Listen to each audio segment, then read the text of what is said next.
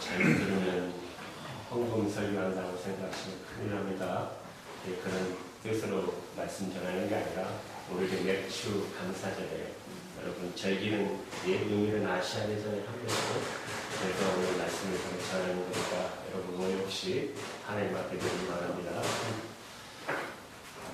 하나님 오늘 이 예배 가운데 계신 모두에게 정말 믿음의 기적, 감사의 기적이 일어나게 해주시기를 축복합니다. 하나님은 정말 신뢰함으로 또 하나님을 정말 경외함으로 내 삶의 모든 것을 새로운 눈으로 보게 되면 그 가운데 하나님이 하시는 일, 하실 일들을 보게 되고 그리고 우리 안에 어떤 일이 일어나기 전에 먼저 감사의 기적이 일어나게 되는 것입니다. 느헤미야는 참 위대한 하나님의 사람입니다.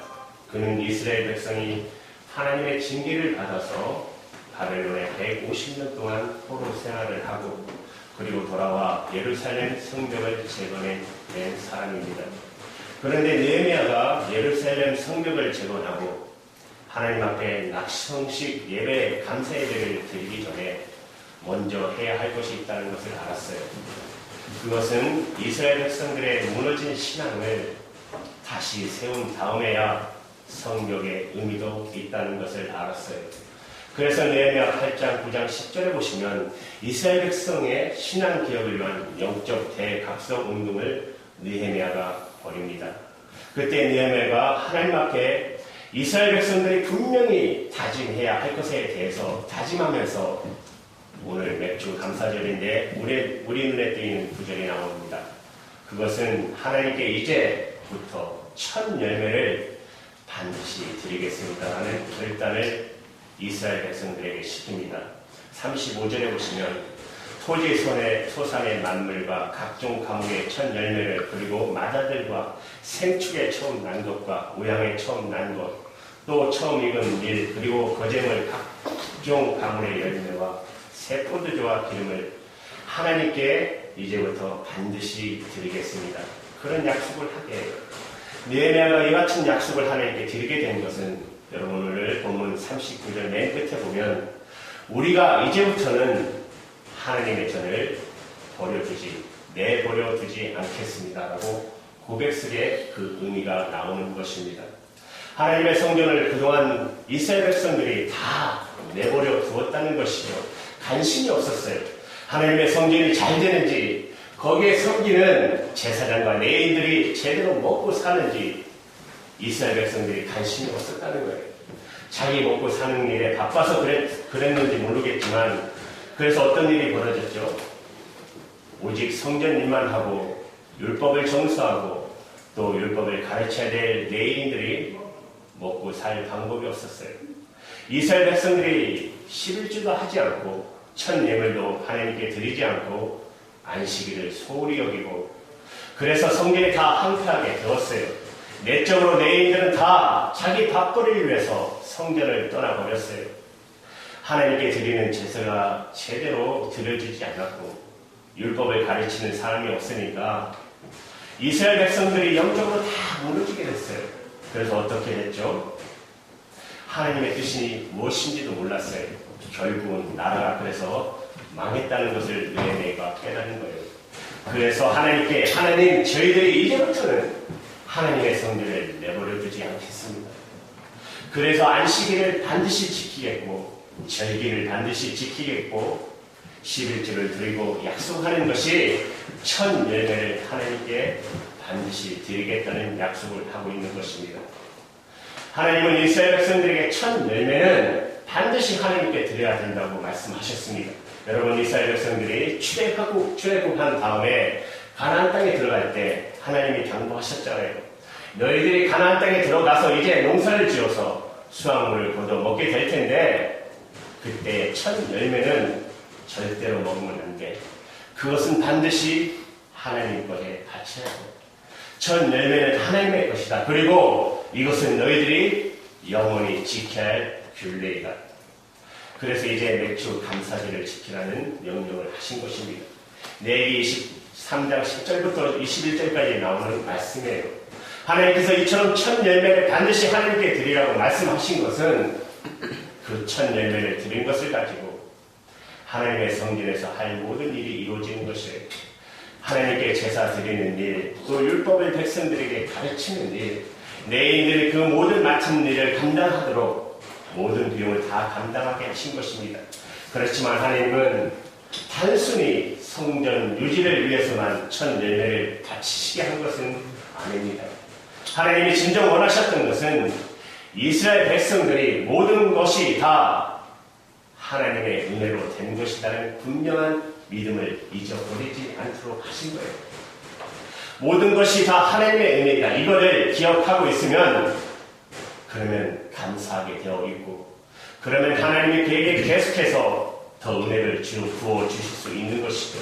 하나님께서 약속하셨어요. 여러분 시편 103편 2절에 보시면 내 영혼아 여호와를 송축하며 그의 모든 은택을 잊지 말지어다고 말씀하셨어요. 하나님이 정말 원하시는 것은 우리가 하나님의 은혜로 살고 있다는 것을 잊어버리지 말라는 거예요. 우리가 그것을 잊어버리지 않고 사는 중요한 방법으로 오늘 첫 열매를 하나님께 드리는 맥주 감사제를 준 것입니다. 첫 것은 하나님의 것이라는 것이에요. 이 점을 분명히 하라는 거예요. 나머지 모두 다 하나님께 바치라고 하지 않으셨어요. 처음 것을 하나님의 것이고 10의 1조도 하나님의 것이라는 것이죠.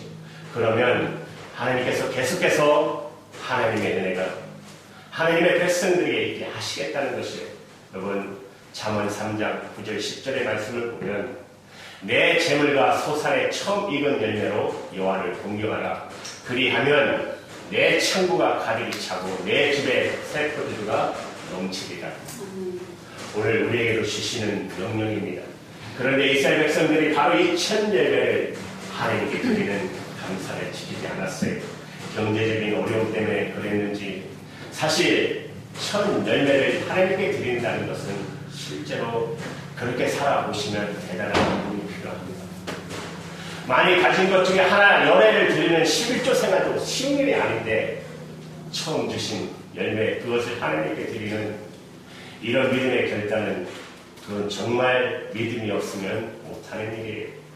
경제적인 어려움 때문에 먹고 사는 게 급해서 그랬는지 또 그렇게 해야 된다고 가르쳐 주지 않아서 누구도 첫 열매는 하나님 것이니 반드시 드려야 된다고 가르쳐 주지 않아서 그랬는지 모르겠지만 이스라엘 백성들이 첫 열매를 하나님께 드리는 신앙생활을 제대로 지키지 못했어요. 결국 그래서 이스라엘이 무너져 버린 것입니다. 이스라엘의 공동체가 무너졌어요. 이스라엘 백성들 사이에 모든 것이 다 하나님의 은혜라는 믿음이 없어졌어요. 믿음이 없어지니까 감사도 없어졌어요. 그러니까 하나님께서 이스라엘 백성들에게 복을 주실 수가 없으셨어요. 여러분 이것은 지금 우리 현재 우리들의 문제이기도 합니다. 저는 우리 민족을 보면서 하나님의 은혜를 얼마나 많이 받은 민족인가를 느껴요.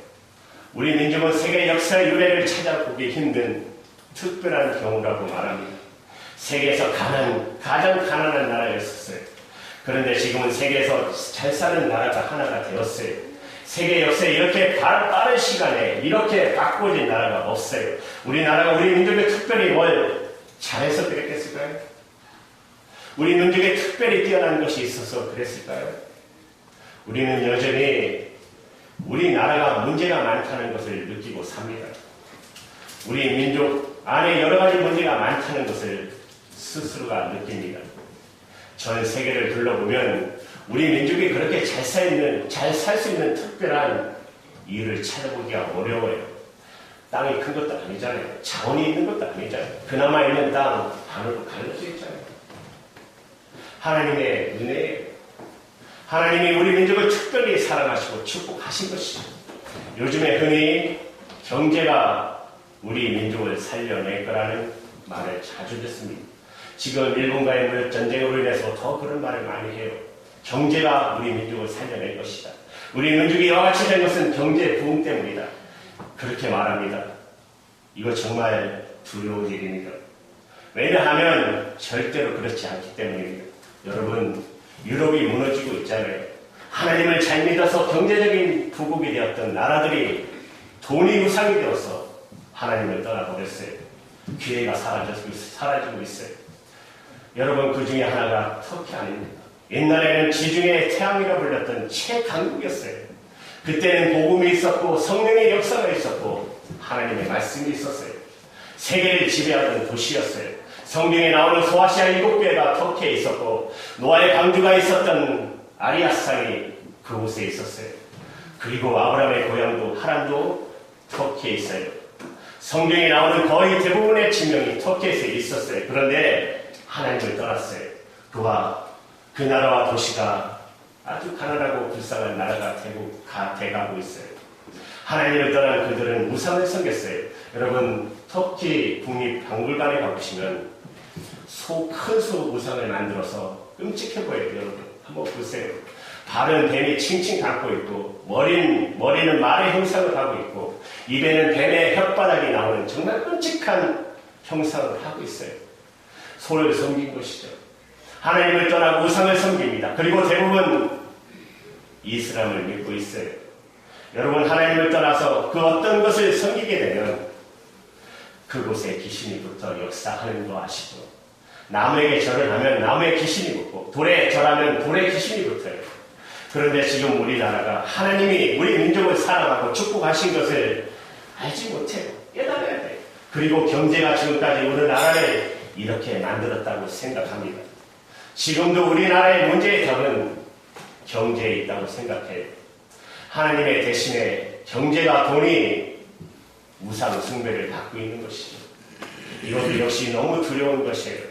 하나님 대신에 섬김을 받는 곳에는 반드시 악한 영이 역사합니다.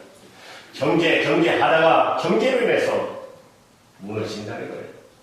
하나님을 알지 못하는 사람들은 깨닫지 못하지만 우리 믿는 성도들에게는 이것은 대단히 중요한 문제입니다. 만약에 크리스찬조차도 우리 민족이 하나님의 은혜가 되어졌다는 사실을 우리가 기억하지 못하고 하나님께서 정말 감사드리지 못한다면 우리 민족들의 앞으로 되어질 형편은 두려운 일입니다.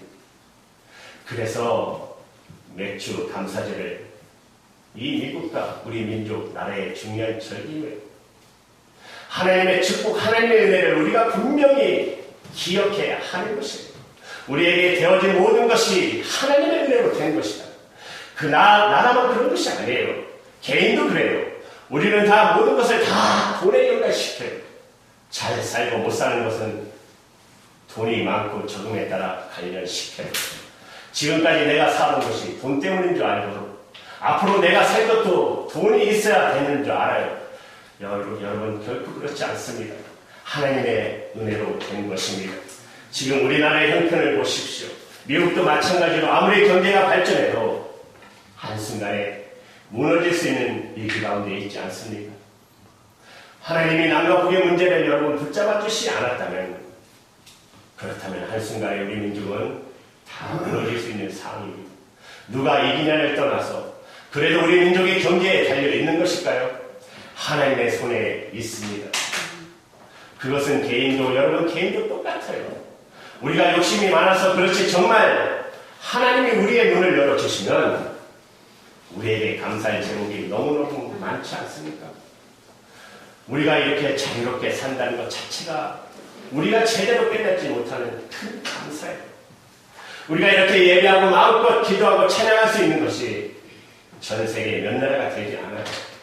우리가 거처할 집이 있고 오늘 먹을 음식이 있고 내가 일할 수 있는 일터가 있고 내 주변에 사랑하는 사람이 같이 있다는 자체가 말로 표현할 수 없는 감사의 제목입니다. 하나님의 은혜인 것입니다. 그런데도 우리가 그것을 제대로 감사하고 살지 못합니다. 모든 것이 하나님의 은혜라는 것을 제대로 기억하지 못하고 산다는 그 말입니다. 그래서 하나님이 맥주 감사제를 주신 것입니다. 모든 것이 하나님의 은혜인 것을 다시 한번 분명히 하라는 것이에요. 여러분, 예수 믿는 사람이 성공했다고 세상 사람들이 별로 놀라지 않아요.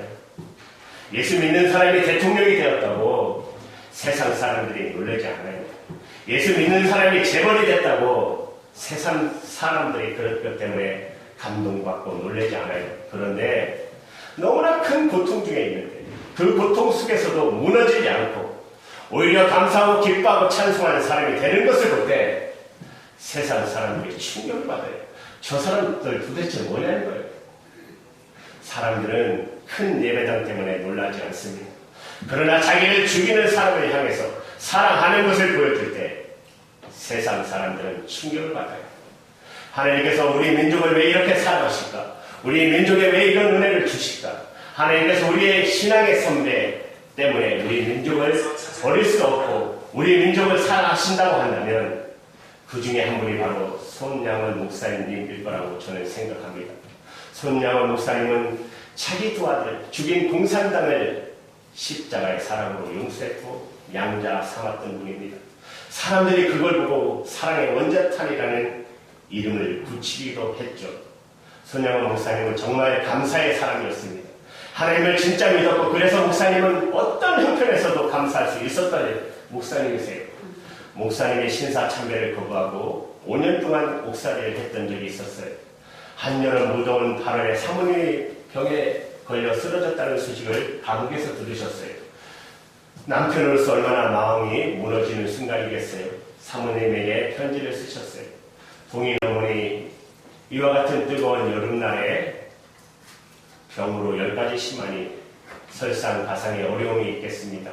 그러나 하나님의 사랑과 진리는 기후와 환경을 초월하는 것이니 마음을 편안히 가지시기를 바랍니다. 꽃피고 세우는 양춘 가절에만 하나님의 사랑이 있을 뿐만 아니라 백설이 분부한 엄동 호간 중에도 하나님의 사랑은 여전하며 오곡백과가 성수가 가을에만 하나님의 사랑이 있을 뿐만 아니라 가만히 있어도 땀이 줄려 흐르는 이 같은 떼약볕에서도 하나님은 여전하며 온갖 귀한 그릇에 담긴 산의 진미를 먹을 때 하나님의 사랑을 찬미할 뿐만 아니라 초라한 집에서 굶주리고 병든 처지에서도 하나님의 사랑을 찬양할지니 항상 기뻐하시고 범사에 감사하시기를 기도합니다. 당신의 신앙이 능히 병고를 극복할 것을 믿고 나는 안심합니다. 여보 나는 솔로몬의 부귀보다 욥의 고난이 더 귀하고 솔로몬의 지혜보다 욥의 인내가 더 아름다워 보입니다. 그것은 솔로몬의 부와 지혜는 나중에 타락의 원인이 되었으나 욥의 고난, 인내는 최후의 영화가 되었기 때문입니다. 사람의 영화는 최후를 보아서 알고 참다운 지혜는 지약을 떠나니 참다운 지혜일 것입니다. 평안과 기쁨은 만병의 보약이 오니 모든 염려 주님께 맡기고 부디 병석 떠나게 되기를 기도합니다. 1943년 8월 18일 손양원. 하나님께 감사하는 성도를 보실 때 어떻게 그가 속한 민족을 버릴 수 있겠습니까? 하나님 정말 받으시 원하시는 것은 하나님의 은혜를 정말 믿고 그리고 감사하는 성도입니다. 감사가 살 길입니다. 우리 자신도 살 길이고 우리 민족도 살 길입니다. 여러분 경제생활에 있어서도 정말 하나님 말씀대로 사시합니다. 우리가 하나님을 정말 하나님을 섬긴다면 하나님 말씀대로 다 짓고 사는 것, 이 점에 대해서 분명하셔야 합니다. 여러분, 사랑하는 여러분, 하나님께서 정말 원하시는 것은 우리가 정말 마음의 중심으로 하나님 모든 것이 다 하나님의 은혜입니다. 고백할 수 있게 될 때 비로소 맥주 감사절을 지키는 것이에요. 한 번은 제가 존경하는 목사님이셨는데 큰교회 목사님, 여러분도 이름만 대면 아시는 목사님이세요. 말씀하실 때 이 교회가 어려울 때 내가 얼마나 고생하고 수고하여 이 교회를 세운 줄 아십니까? 그런 말씀을 하시는 것을 듣고 너무 놀랐고 너무 슬펐습니다. 그것은 정말 무서운 말이기 때문에 그렇습니다. 그 목사님이 그렇게 큰 교회를 세운 것은 사실이지만 그것은 전적으로 하나님이 하신 것입니다. 그 목사님이 어느 순간부터 그것을 잊어버렸다고 하는 것이죠. 해마다 맥주 감사절을 지켰지만 어느 순간에 내가 고생한 거 아닙니다. 여러분 내가 얼마나 고생한 거 아십니까? 이런 말이 나온다면 그러면 그 모든 것이 하나님이 하셨다는 것을 잊으셨다는 것이에요. 제가 그때 믿음이 제가 마음이 굉장히 아팠어요. 나이가 많이 들면 그렇게 되시나? 그래서 그때부터 하는 기도가 있었어요. 하나님 제가 나이가 들어야 되면 내가 얼마나 고생한 줄 아십니까? 내가 얼마나 수고한지 아십니까? 하는 말 하지 않는 사람 되게 해주십시오. 그러면서 제가 아주 감동을 받은 이야기가 하나 있어요. 옛날에 어느 성인이 한 사람이 있었는데 하나님께서 그것을 희양히 여기시고 그에게 기적을 행하는 능력을 주시기를 원하셨어요. 천사가 나타났어요. 하나님께서 너에게 기적을 행하는 능력을 주시기를 원하는데 너 치유의 기적을 원하느냐? 그렇게 물었어요. 그때 이 사람이 하나님, 저는 아무것도 원하는 것이 없습니다. 저는 오직 하나님의 은혜만 저에게 있다면 그것으로 충분합니다. 그랬어요. 그때 천사가 안 된다고 그랬어요. 하나님이 너에게 능력을 해가는 복을 주시기 원하니 너가 뭐든지 하나님 구하라고 그랬어요. 그때 이 성인이 잠시 생각을 했습니다. 그리고 대답하기를 만약에 정말 꼭 그리 하셔야 한다면 그렇다면 제가 그런 기적을 행하는 능력을 주시되 제게 그러나 저는 그것을 전혀 알지 못하게 해 주시기 바랍니다. 하나님 저에게 능력을 행하셔서 병자가 고침을 받고 땅이 회복되고 사람이 변해되는 기적을 이루시는데 나로 인해서 그런 역사가 일어났다는 것을 나는 모르게 해 주십시오. 그리고 정말 그렇게 됐어요. 그 성인을 통해서 수많은 사람이 병을 고쳤고 그가 땅을 지나갈 때 땅 황폐하던 땅이 기름지게 되었고 우물을 지날 때 그 우물이 다시 솟았고 삶에 지친 이들의 얼굴에 기쁨이 다시 돌아오는 역사가 그를 통해서 수도 없이 일어났지만 그러나 그 자신은 정작 자기를 통해서 그런 역사가 일어나고 있는지를 전혀 몰랐다는 것입니다. 저는 그 이야기를 듣고 하나님께 저에게 주시는 매우 중요한 교훈이 있다는 것을 느꼈습니다. 한평생 하나님 앞에 작던 크던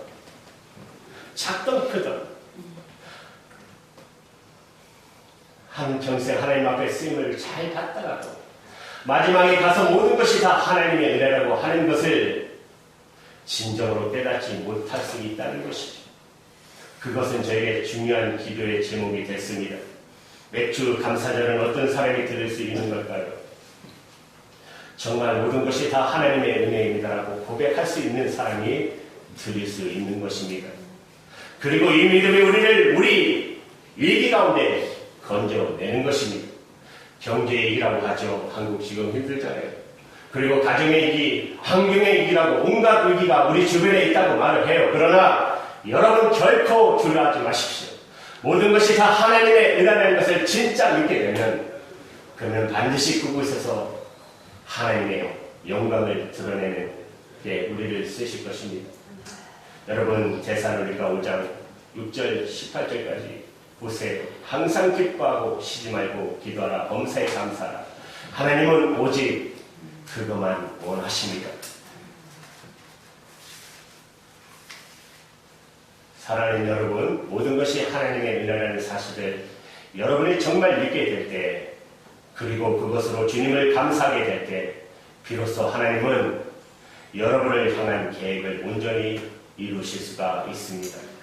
하나님이 부어주시기 원하는 놀라운 능력을 부으실 수가 있습니다. 이제 여러분에게 묻겠습니다. 여러분 안에 모든 것이 하나님의 은혜입니다라는 고백이 있으십니까? 아멘. 감사합니다. 그러면 이제 하나님의 놀라운 은혜를 경험하시기를 축복합니다. 기도할게요.